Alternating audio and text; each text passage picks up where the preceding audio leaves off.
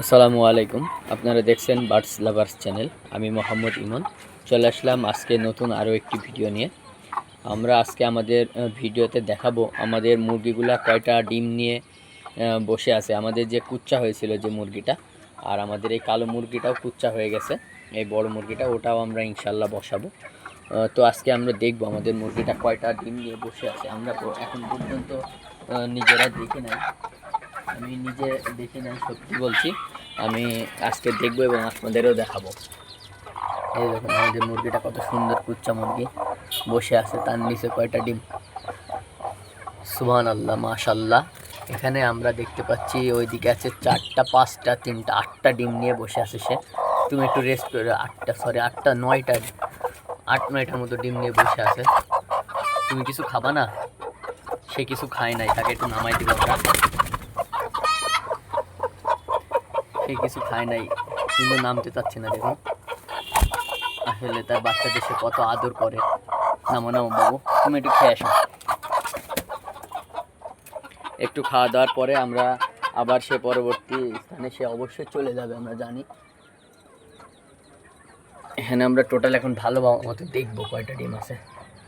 এই দেখুন আমাদের ক্যামেরাতে আপনারা দেখতে পাচ্ছেন 8টা, হ্যাঁ পরিপূর্ণ 8টা ডিম এখানে আছে, মাশাল্লাহ। আমাদের যখন আস্তে আস্তে একটি একটি করে বাচ্চা যখন ফুটবে আমাদের ডিমগুলোতে, তখন আপনাদের অবশ্যই আমরা পরবর্তী আপডেট দিব এবং এই পাশে আমরা আরও একটি মুরগি বসাবো ইনশাআল্লাহ।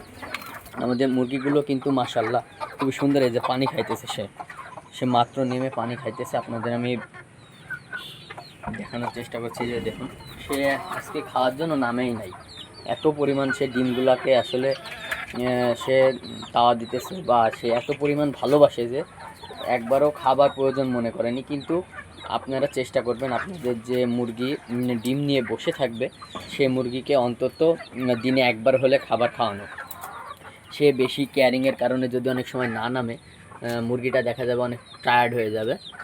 সেক্ষেত্রে আপনার মুরগি অনেক সময় মারাও যেতে পারে। ওই জন্য আপনারা অবশ্যই খেয়াল রাখবেন আপনাদের মুরগি যাতে কোনোভাবে অসুস্থ না হয়ে যায়। আপনারা সময় মতো তাকে অন্তত খাওয়ানোর চেষ্টা করবেন।